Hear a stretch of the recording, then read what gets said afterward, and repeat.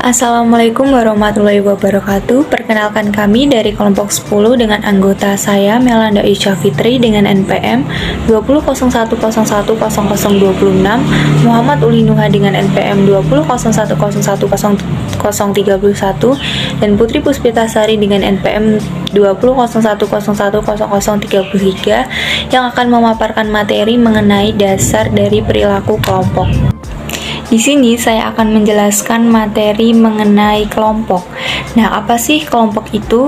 Kelompok adalah dua individu atau lebih yang berinteraksi dan saling bergantung yang datang bersama-sama untuk mencapai tujuan-tujuan tertentu.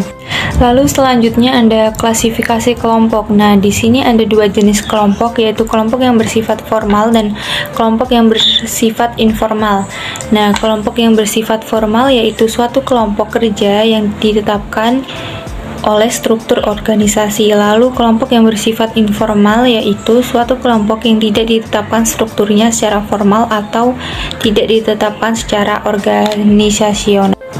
Lalu selanjutnya ada tahap-tahap dalam pengembangan kelompok, yaitu ada 5 tahap. Yang pertama, tahap membentuk. Tahap membentuk adalah tahap pertama dalam pengembangan kelompok, dikarakteristikan dengan banyaknya ketidakpastian. Lalu yang kedua ada tahap mempeributkan, yaitu tahap kedua dalam pengembangan kelompok dicirikan dengan konflik di dalam kelompok. Selanjutnya ada tahap menyusun norma, yaitu tahap ketiga dalam pengembangan kelompok dicirikan dengan hubungan yang dekat dan kekompakan. Lalu selanjutnya ada tahapan pengerjaan, yaitu tahap keempat dalam pengembangan kelompok yang mana kelompok sepenuhnya fungsional. Lalu yang terakhir yaitu tahap membubarkan, yaitu tahap terakhir dalam pengembangan kelompok untuk kelompok sementara yang dicirikan dengan memusatkan perhatian dan mengakhiri kegiatan dan kinerja tugas.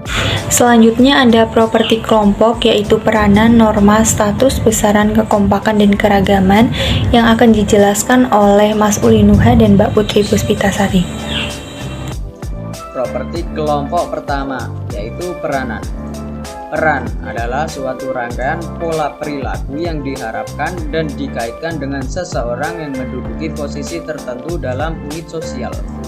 Resepsi peran adalah bagaimana yang lainnya meyakini seseorang akan bertindak dalam suatu situasi tertentu. Konflik peran, situasi yang mana individu diharapkan oleh ekspektasi peran yang berbeda-beda. Properti kelompok kedua yaitu norma.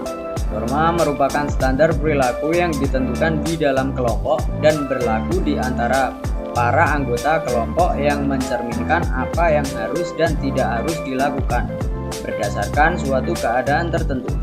Macam-macam norma diantaranya adalah norma kinerja, norma penampilan, norma peraturan sosial, dan norma alokasi sumber daya. Properti kelompok ketiga adalah status. Status merupakan suatu posisi yang didefinisikan secara sosial atau peringkat yang diberikan kepada kelompok atau para anggota kelompok oleh orang lain.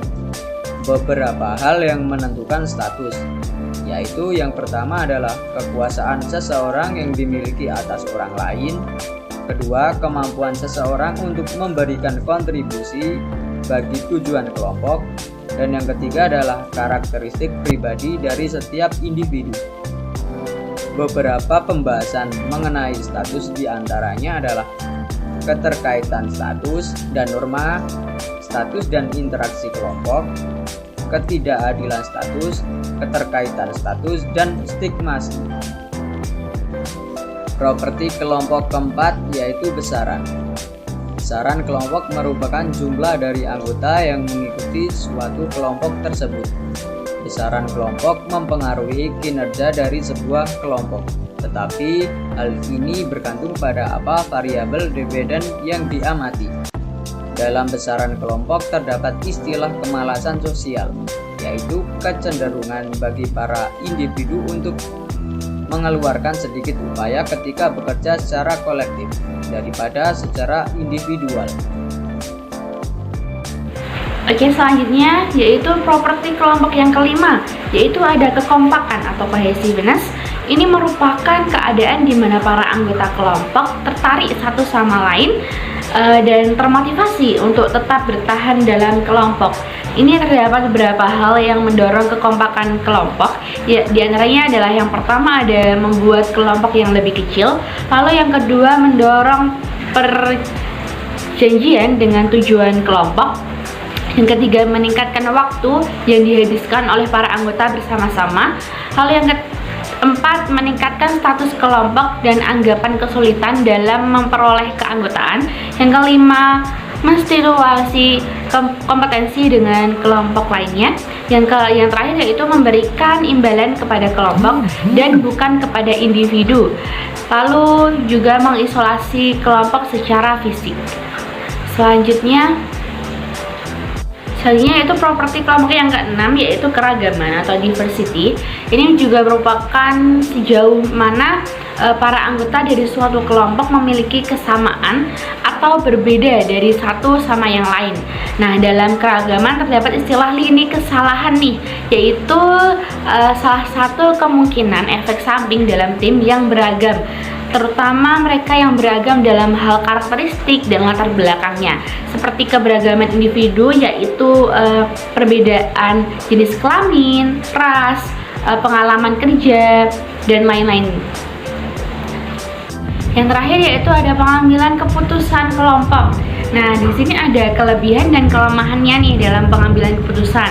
Nah, kelebihan dalam pengambilan keputusan kelompok adalah dapat menghasilkan informasi, data, dan pengetahuan yang lebih lengkap. Dengan menggabungkan sumber daya dari beberapa individu, maka kelompok dapat membawa lebih banyak input serta heterogenitas ke dalam proses keputusan. Nah, untuk kelemahannya yaitu pengambilan keputusan ini secara berkelompok memerlukan waktu yang relatif cukup lama untuk mencapai sebuah solusi. Oke, mungkin cukup sekian dari kami. Terima kasih atas perhatiannya. Kami tutup. Wassalamualaikum warahmatullahi wabarakatuh.